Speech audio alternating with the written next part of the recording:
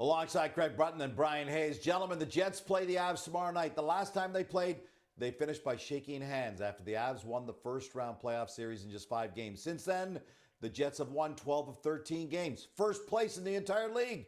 Craig, what have the Jets changed to make them so much better this season?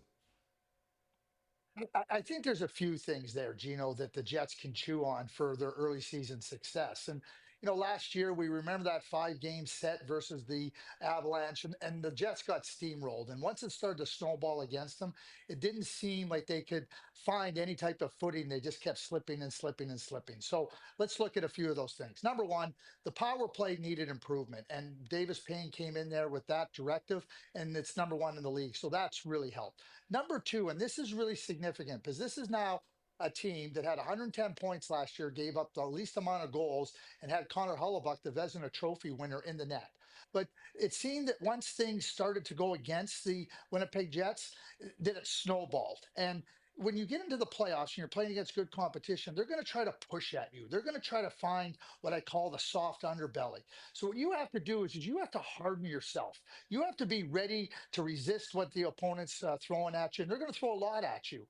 And it didn't seem like the Winnipeg Jets handled that very well. Early on in this season, watching them play, they've been incredibly patient. Another requirement for success in the playoffs, not chasing the game.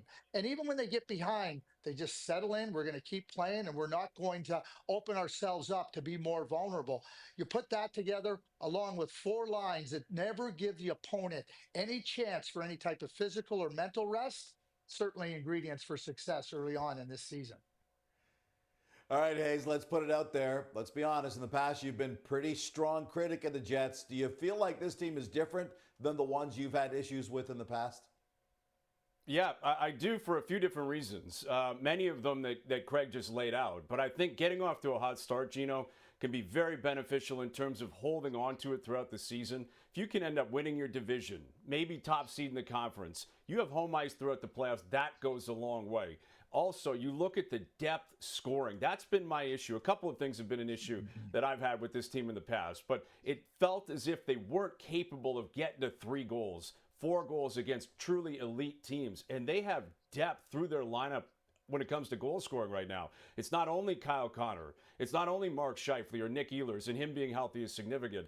Niederreiter's scoring. Cole Perfetti's off to a great start. He's coming into his own. Gabe Vilardi's found his footing in Winnipeg. That's all significant in terms of how you have to win come the playoffs. Because yes, you have to be hardened like Craig said.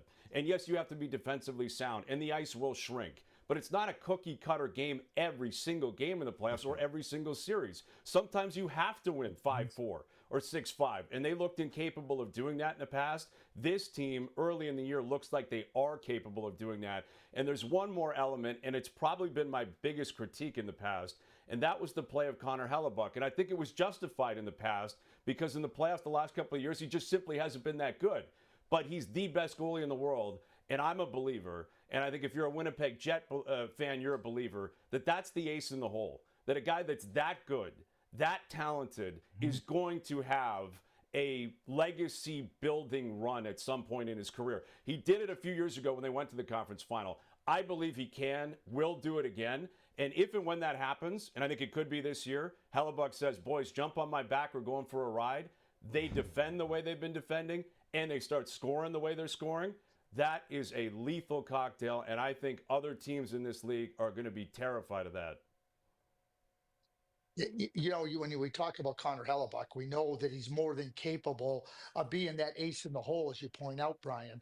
And unfortunately for everybody, we're going to have to wait till they get to the playoffs to see if they benefited from their early season play and build on it and the lessons from the past. And we think back to the Washington Capitals, winning President's Trophy, going out in the first or second round, and then ultimately those lessons bared fruit. And that's what everybody's looking for in Winnipeg. And certainly early on, early signs are really good, but they're going to have to be able to take those ingredients, as you mentioned, Brian, and take them into the playoffs. And if they do, they have a chance to be right in the mix for the Stanley Cup. The Jets get a shot at revenge against the Avs on TSN 3 Thursday night. Coverage begins at 6:30 Central. In last year's playoff series, Winnipeg had allowed at least 5 goals in every single game to the Avs. what a difference a year makes. So far this season, they ranked 4th in goals against and 1st in goals for.